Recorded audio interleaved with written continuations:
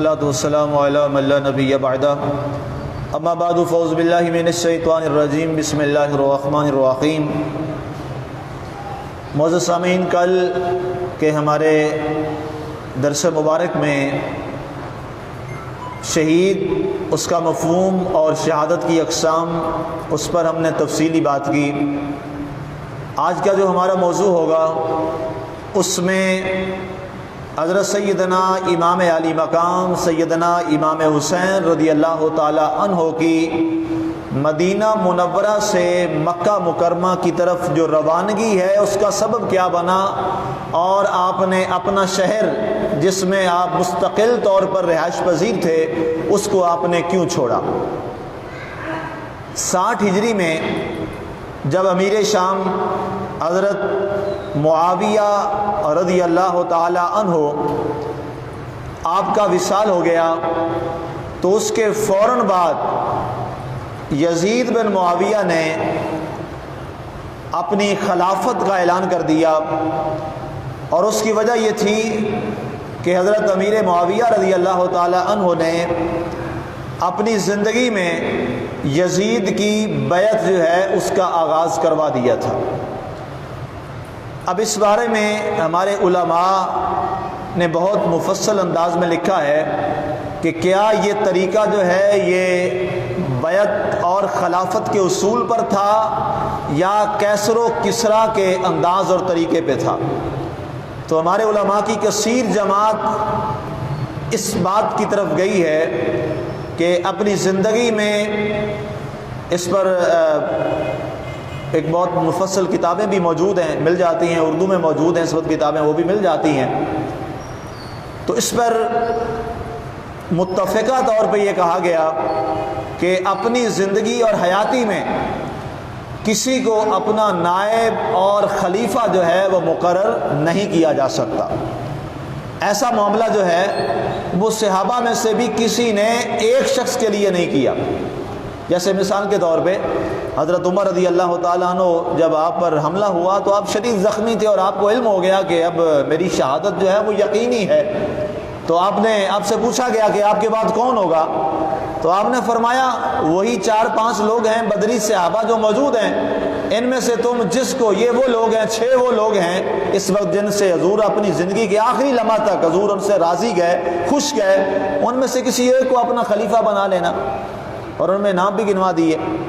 اس کے بعد جب حضرت عثمان غنی رضی اللہ تعالی عنہ کی شہادت ہوئی تو اس کے بعد بھی حضرت عبد الرحمن بن عوف رضی اللہ تعالی عنہ کی جو آپ کی بارگاہ میں سب نے اپنی گیند دے دی کہ جناب یہ آپ کے پاس ہے، آپ جس کو خلیفہ بنا دیں، آپ حضرت علی کو بنا دیں، آپ حضرت سیدنا سعد کو بنا دیں، آپ خود بن جائیں، کسی کو بنا دیں۔ لیکن ظاہر ہے عثمان غنی رضی اللہ تعالیٰ عنہ کے بعد سب نے کہا کہ اب علی مرتضیٰ جیسا شخص جو ہے ہمارے درمیان کوئی اور نہیں ہے، تو خلافت انہیں کی ہوگی۔ حضرت عمر کے بعد جن کا نام آیا وہ تو عثمان غنی پہ لوگ جمع ہو گئے، اور حضرت علی نے بھی ان کی بیعت فرما لی، اور اس طرح کی سلسلہ چل پڑا۔ اب یزید کی جو بیعت حضرت معاویہ رضی اللہ تعالیٰ عنہ کی زندگی میں ہوئی، اس پر ہمارے علماء نے لکھا کہ یہ انداز ملوکیت میں ہوتا ہے، خلافت میں نہیں ہوتا۔ کیسر و کسرا میں ایسا ہوتا تھا کہ ابھی باپ زندہ ہوتا تھا تو باپ اپنی موجودگی میں اپنے نائب اور اپنے خلیفے کا اعلان کر دیتا تھا۔ اسلام میں ایسا نہیں ہے، اسلام میں ایسا اصول قاعدہ ضابطہ نہیں ہے۔ اسلام میں یہ ہے کہ جب کوئی دنیا سے خلیفہ رخصت ہو جاتا تھا تو اس کے بعد جس پر سارے مسلمان جو مقربین لوگ تھے، خاص طور پہ بدری صحابہ جس پر متفق ہو جاتے تھے، اس کی خلافت کا اعلان کر دیا جاتا تھا۔ اب یزید نے حضرت معاویہ رضی اللہ تعالی عنہ کی جو موت تھی، ان کا جو انتقال تھا، اس کو بڑا خفیہ رکھا۔ اس نے ولید بن عقبہ، اس وقت یہ شخص مدینہ منورہ کا گورنر تھا، ولید بن عقبہ، اس نے خاموشی کے ساتھ اپنا الچی بھیجا یزید نے، اور جا کر پیغام پہنچوایا گورنر مدینہ منورہ ولید بن عقبہ کو کہ تمہارے پاس 3 لوگ ہیں، ان سے میری بیعت لو۔ نمبر 1 سب سے زیادہ جو تمہیں مزاحمت کرے گا وہ حسین بن علی ہے، اس کی بیعت لو میرے بارے میں۔ نمبر 2 عبداللہ بن زبیر رضی اللہ تعالیٰ عنہ ہے، بڑا سخت گیر آدمی ہے، حق پہ ڈٹ جانے والا ہے، اس کی بیعت لو میرے بارے میں، میری خلافت کے بارے میں۔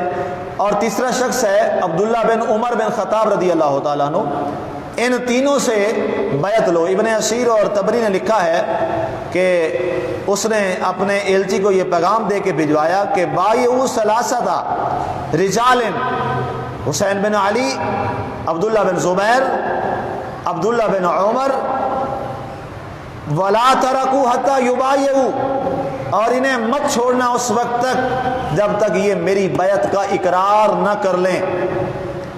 یہ پیغام جب پہنچا، ابھی تک حضرت معاویہ رضی اللہ تعالیٰ عنہ کی موت کو یزید نے، ملعون نے خفیہ رکھا، انتقال کو، آپ کے انتقال کو خفیہ رکھا کہ کہیں بات پتہ نہ چل جائے اور لوگ خلافت کے بارے میں مجھ سے خلافت چھین نہ لیں۔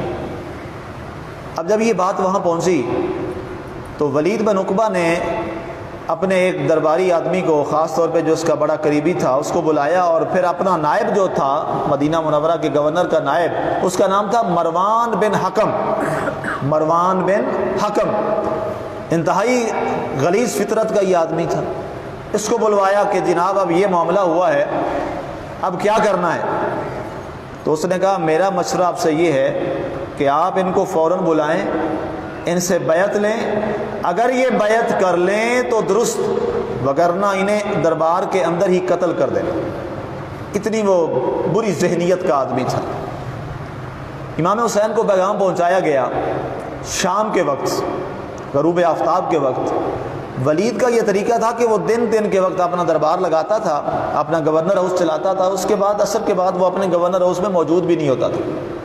امام حسین رضی اللہ تعالیٰ انہوں نے کہا کہ اچنبے کی بات ہے، یقیناً کوئی معاملہ ہے۔ عبداللہ بن زبیر حاضر ہو گئے کہ ابن علی مجھے پیغام آیا ہے ولید کا کہ میرے دربار میں آؤ، یہ کوئی معاملہ لگتا ہے۔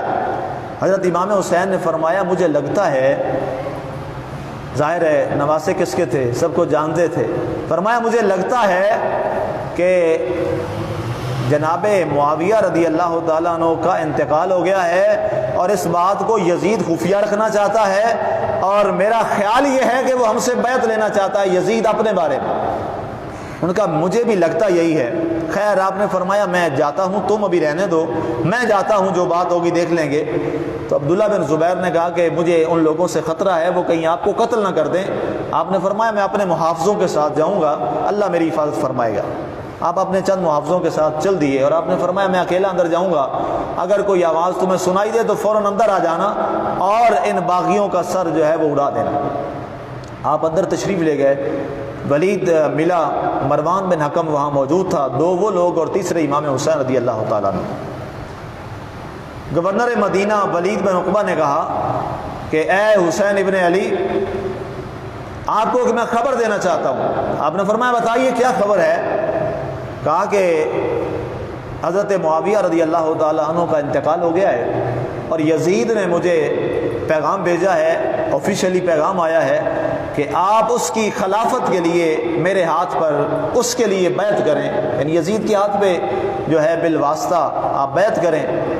آپ نے فرمایا ایسے خفیہ انداز میں تو میں بیعت نہیں کرتا، نہ میرے باپ نے کبھی اس انداز میں کی، نہ میں ایسا کروں گا۔ اگر تم نے یہ بات پہنچانی بھی ہے تو باہر آؤ، گورنر ہاؤس سے باہر نکلو، لوگوں میں بات کرو، پھر میں دیکھوں گا کہ میں نے کیا کرنا ہے، اندر خفیہ تو یہ معاملہ نہیں ہوگا۔ مروان بن حکم نے کہا کہ ولید میں نے تمہیں کہا تھا کہ سب سے پہلے تمہارے آگے جو روڑے اٹکائے گا اور تمہارے مقابلے میں کھڑا ہوگا وہ ابن علی حسین ہوگا، اس کا یہیں پر کلا کما کر دو، اس وقت موقع ہے۔ تو ولید نے کہا کہ نہیں، میں ابھی امام صاحب کو وقت دیتا ہوں، امام علی مقام کو، وہ سوچ لیں اور اس کے بعد پھر کل اس پہ بات کریں گے۔ حضرت امام حسین مروان بن حکم بدبخت کی جانب متوجہ ہوئے اور آپ نے فرمایا اے ابو زرقہ، آپ نے اس کا نام یوں لیا ابو زرقہ، اے ابو زرقہ کیا تو یہ چاہتا ہے کہ مجھے شہید کر دے گا؟ تجھے معلوم نہیں ہے میری رگوں میں علی ابن ابی طالب کا خون رواں دواں ہے، اگر تیرے پاس یہ ہمت اور طاقت ہے، تمہارے پاس بادشاہی ہے، میں تنہا یہاں پہ آیا ہوں، اور اندر میں نے ہتا ہوں، اگر تجھ میں اتنی جرت اور طاقت ہے تو اپنی تلوار اٹھا میرے گردن کی طرف۔ لیکن ابو ذر کا وہ مروان بن حکم بدبخت، اس کو جرت نہ ہوئی۔ ولید بن عقبہ نے کہا کہ مروان تم نے بہت غلط جملہ بولا ہے، میں حسین بن علی کے قاتلوں میں شمار ہو جاؤں؟ اور کل اللہ کے حضور جب میں پیش ہوں اور محمد عربی صلی اللہ علیہ وسلم میزان پہ کھڑے ہوں اور میرا نام ان میں آئے جنہوں نے حسین ابن علی کو نواسہ رسول کو قتل کیا ہو؟ انہوں نے کہا جی آپ جائیے، اس پہ آپ سوچئے، کل بات کریں۔ آپ وہاں سے واپس تشریف لے آئے اور آپ نے گھر والوں سے فرمایا کہ سارے لوگ تیاری کر لیں، ہمیں کل یہاں سے الصبح مکہ مکرمہ کی طرف رخصت ہو جانا۔ گھر والوں نے پوچھا وجہ اچانک کیا ہوا؟ آپ نے فرمایا میں جنت البقیع میں جا رہا ہوں اپنی والدہ محترمہ کی قبر مبارک پر۔ آپ مدینہ منورہ میں تشریف لے آئے، جنت البقیع میں سیدہ طیبہ طاہرہ فاطمہ الزہرا رضی اللہ تعالیٰ عنہ کی مزار پر انوار پہ حاضری دی اور وہاں سے اپنی والدہ محترمہ کو سارا حال سنا کر یہاں سے جانے کی اجازت طلب کی۔ پھر اس کے بعد امام حسن پاک کی مرکز انور پہ تشریف لائے، وہاں اپنے بھائی سے محبت بھری باتیں کی اور ان سے بھی اجازت طلب کی اپنے برادر بزرگوار سے، اور آخر میں آپ تشریف لائے اپنے نانا جان کے روضہ انور پہ۔ اور روایات میں لکھا ہے، ابن اسیر اور طبری نے لکھا ہے کہ آپ روضہ رسول پر مواجہ شریف کی جانب قبر انور صلی اللہ علیہ وآلہ وسلم پر آپ نے چہرہ انور رکھ دیا اور دیر تک وہاں روتے رہے، اور آپ نے عرض کی نانا جان یہ میرا اپنا شہر ہے، میں یہاں پیدا ہوا، میں نے یہاں آپ کے باہوں میں ناز و نام سے پلا، آپ نے میرے رخساروں کو چوما، آپ نے میری گالوں کو محبت سے چوما اور آپ نے میرے لبوں کو چوما، آپ کبھی مجھے لڑکھڑاتے ہوئے برداشت نہیں کر سکتے تھے، آپ مجھے کبھی گرتا ہوا برداشت نہیں کر سکتے تھے، میں لڑکھڑا کے آتا تھا تو آپ خطبے چھوڑ دیتے تھے، لیکن آج اسی مجھے اپنے شہر سے نانا جان نکالنے پہ لوگوں نے مجبور کر دیا ہے، اور میں آپ سے آج اجازت طلب کرنے آیا ہوں اور آخری اجازت لینے آیا ہوں۔ مجھے لگتا یہ ہے کہ اس کے بعد شاید میں آپ کی مزار پہ اس انداز میں حاضری نہ دے سکوں۔ اللہ اکبر۔ اور وہ جملہ تاریخ نے ثابت کر دیا کہ اس کے بعد وہ نانا جان کی مزار انور پر اس انداز میں حاضر نہ ہو سکے۔ روتے ہوئے سسکیاں برکتے ہوئے واپس تشریف لائے، گھر والوں نے مکمل تیاری کر لی۔ آپ کے بھائی حضرت محمد بن حنفیہ رضی اللہ تعالیٰ عنہ، انہوں نے جب آپ کی تیاریاں دیکھی تو انہوں نے عرض کی کہ جناب کہاں کا ارادہ ہے؟ آپ نے فرمایا کہ اے محمد بن حنفیہ، میں اب مکہ یہاں مدینہ منورہ میں نہیں رہ سکتا، یہاں میرے لیے رہنا مشکل ہو گیا ہے، میرے لیے دو ہی آپشن ہیں، یا تو یزید کی بیعت کر لوں یا مدینہ منورہ کو خون سے رنگی کر دوں۔ میں نہیں چاہتا کہ میرے نانا کا وہ شہر جس کو خون سے بچانے کے لیے میرے بڑے بھائی نے اپنی خلافت دے دی تھی۔